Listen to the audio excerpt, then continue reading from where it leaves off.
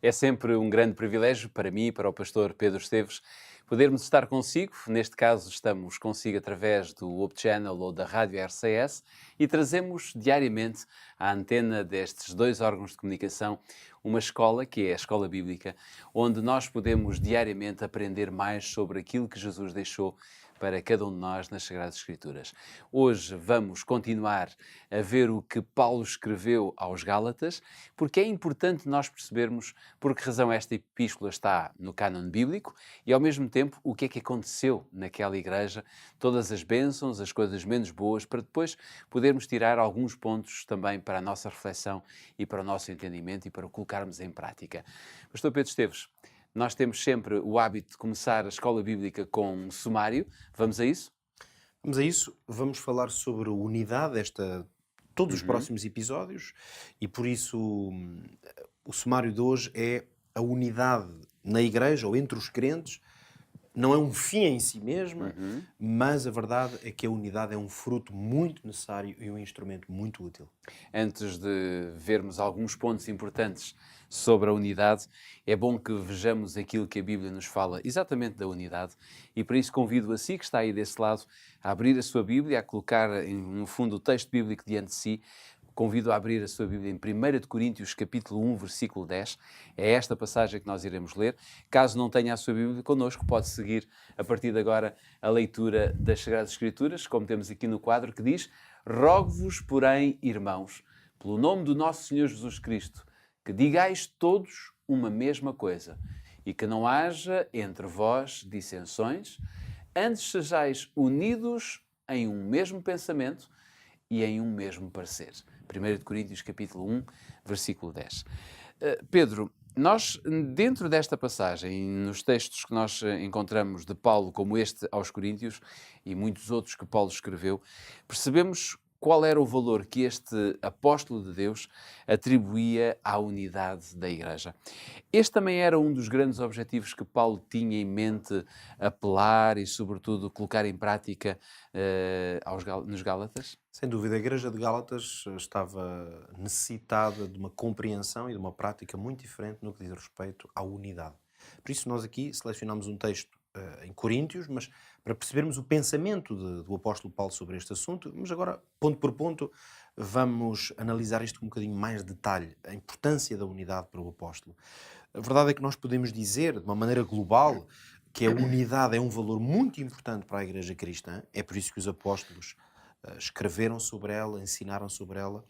Mesmo Jesus Cristo tem um valor muito importante porque antecipava, sobretudo, a realidade dos problemas que a Igreja enfrentaria em termos de divisões e dissensões entre ela.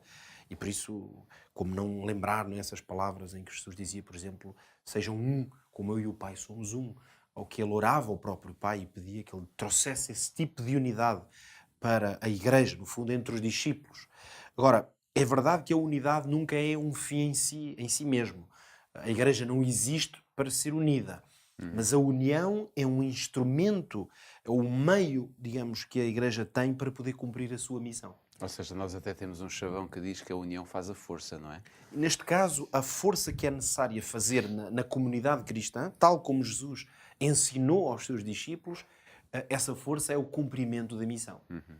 Jesus disse claramente à Igreja que perdão, esse era o seu propósito, a razão pela qual ela estava organizada na Terra. Jesus dizia: Ide, fazei discípulos de todas as nações, ensinem-nos a guardar todas as coisas que eu vos tenho ensinado.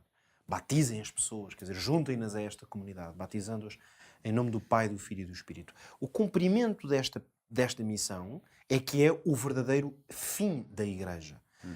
No entanto, se as pessoas que são os discípulos e que são chamados a discipular, portanto, a fazer outros discípulos, se não estiverem unidas, se estiverem em guerra permanente, é evidente que não conseguem cumprir a missão.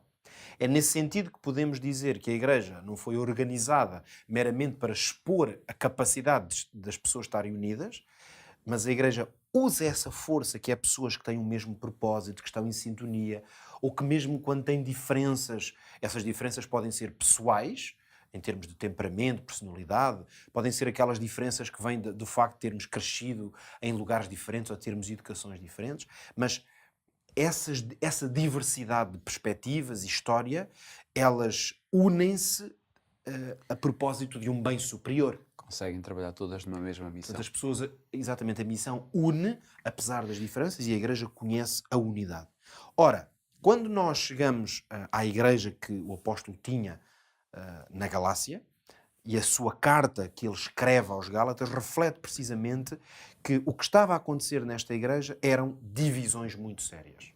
E fazendo agora aqui um apanhado geral, durante os próximos episódios, aqui na Escola Bíblica vamos entrar um bocadinho mais em detalhe nisso, mas nós podemos já hoje referir aqui que existam pelo menos 2 grandes eixos ou pilares destas grandes divisões que se estavam a manifestar na Igreja dos Gálatas. Primeiro, a tentativa que alguns crentes, alguns líderes, estavam a manifestar de impor a outros certas práticas que não estavam de acordo com o que Paulo lhes tinha ensinado, dizendo respeito à circuncisão, ou outro tipo de práticas, mas a verdade é que estavam a ser ensinadas por alguns estas práticas como sendo parte, digamos, da identidade cristã.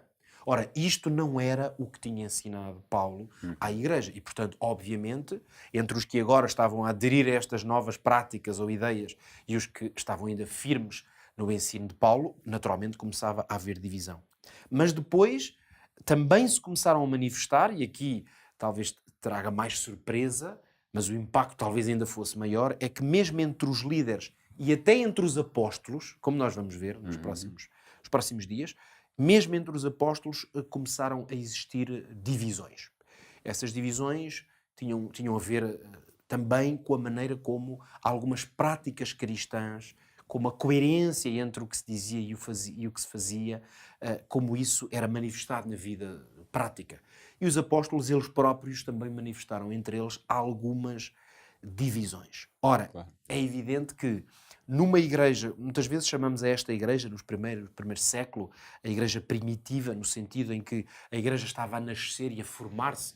Em certo sentido, a igreja estava ainda a forjar mesmo a sua teologia e até uma certa identidade no movimento. É evidente que a unidade entre os apóstolos era especialmente importante, porque as pessoas estavam a absorver esses exemplos. Portanto, muita coisa dependia dos apóstolos e da maneira como os apóstolos trabalhavam juntos. Por exemplo, a instrução que era dada à igreja estava muito nas mãos dos apóstolos. Por outro lado, se os apóstolos estivessem divididos, o que é que ia acontecer na igreja? As pessoas iam dividir-se em função do líder que mais apreciavam. Portanto, as pessoas que mais gostassem de Paulo, naturalmente, iam ficar ao lado de Paulo, fosse qual fosse o tema. Se calhar as pessoas que eram mais... se relacionavam melhor com Pedro ou o reconheciam mais como líder, forçosamente iam ficar ao lado de Pedro. Então, a união entre os líderes era e continua a ser especialmente importante em qualquer organização, precisamente porque essa unidade de propósito e de missão, o que é que vai fazer? Vai inspirar todas as pessoas que estão debaixo dessa liderança. Não é que lhes são inferiores, porque a liderança, a liderança não subjuga, a liderança tem a principal função de inspirar as pessoas a ir num determinado caminho, e por isso nós, nos primeiros capítulos de Gálatas, percebemos que existiam algumas divergências entre os líderes da Igreja e que isso também estava a prejudicar, no fundo, a Igreja.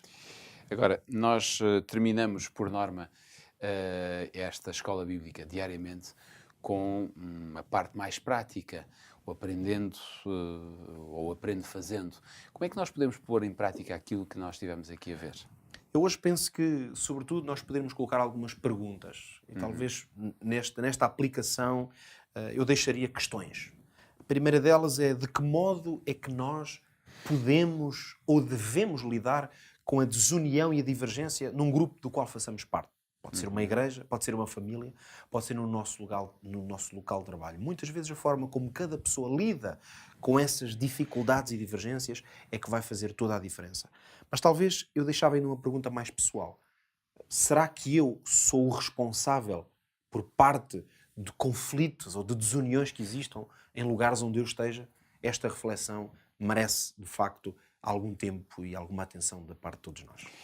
Estas são 2 perguntas que ficam no ar, 2 desafios para que você possa refletir e verificar qual a resposta mais sensata que deve dar, não a nós, mas a Deus.